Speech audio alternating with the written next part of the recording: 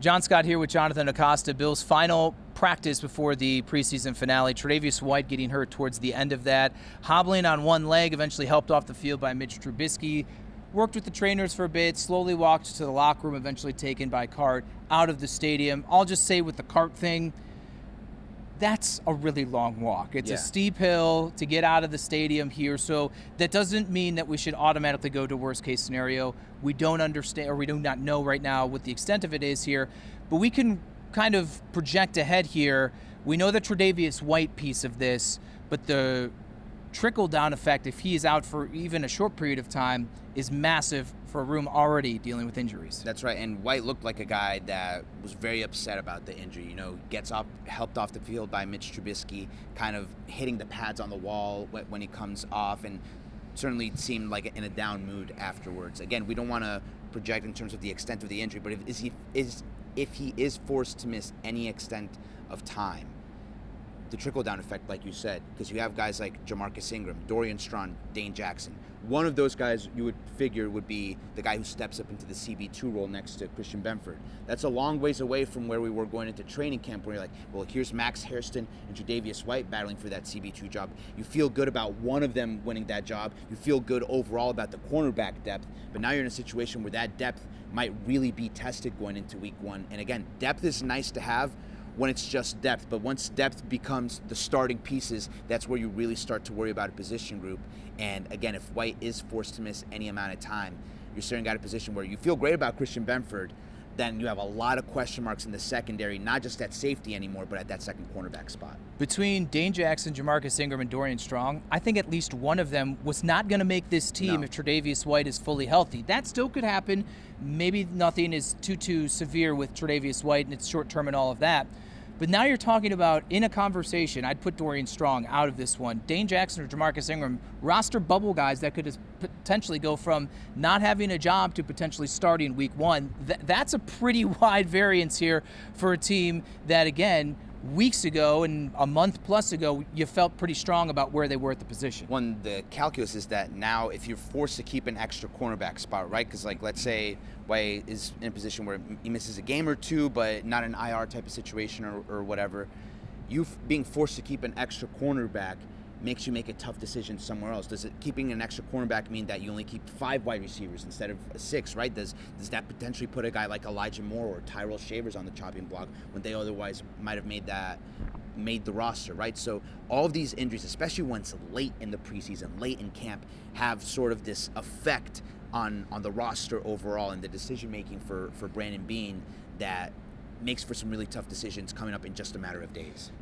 Then there's if this happens to go a little bit longer, not season ending, but if this goes a little longer, if the Bills, as much as they brought these guys in, don't trust them to be plug and plays, Rasul Douglas is still out there as an unrestricted free agent, someone that obviously had great success immediately, not as good of a season a year ago, but as a veteran, knows the system, a direct, hey, Trey's going to be out this amount of time, you can come in here, boom, we can put you on the field. That's maybe the avenue, which then also you'd be choosing a guy off the street who you did not want to bring back over guys that you've had in your system the entire spring and summer. Well, and I think based off of what we heard from Sean McDermott is that, like, you're already kind of thinking of this defense as something that's going to be ramping up over the course of the season, because he said that this defensive line, he'd be lying if he said that they are where he wants them to be right now. I think because a lot of the young faces up front, so it's a situation where you expect them to sort of have their learning moments up front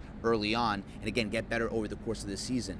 But in order to be able to sort of weather that storm, you need to be really solid at linebacker and in the secondary. Now we're looking at a situation where you have question marks in the secondary. You have young pieces up front working in with newer additions and missing a guy like Larry Ogunjobi and Michael Hoyt for 6 weeks, right? So really the only position that you really know what you have is that linebacker, but it's 2 guys in Terrell Bernard and Matt Milano that have had injury situations over the past couple of seasons. So now you're looking at a situation where there's question marks all over this defense, when the big talking point in the offseason was how Brandon Beane and this team had revamped the defense to make sure that they were stronger to be able to contend and possibly beat Kansas City in the playoffs this year. Final preseason game is Saturday night in Tampa. It's going to be case by case with whether or not the starters play. We know Josh Allen won't. And Sean McDermott categorizing the lens he looks through in this team, it's an evaluation game. Yeah. And yes, This can be a swing moment for who gets in and who gets out. Where are some areas, or let's just start with one, that you're really focusing in on as they take the field in Tampa? I think wide receiver is a good place to start because even Sean McDermott earlier this week said they have sort of 1, 2, 3 figured out. Khalil Shakir, Keon Coleman, Josh Brown, which Keon Coleman has been fantastic, by the way, and rave reviews from almost everyone on the team here in these past couple of weeks. So you feel good about that.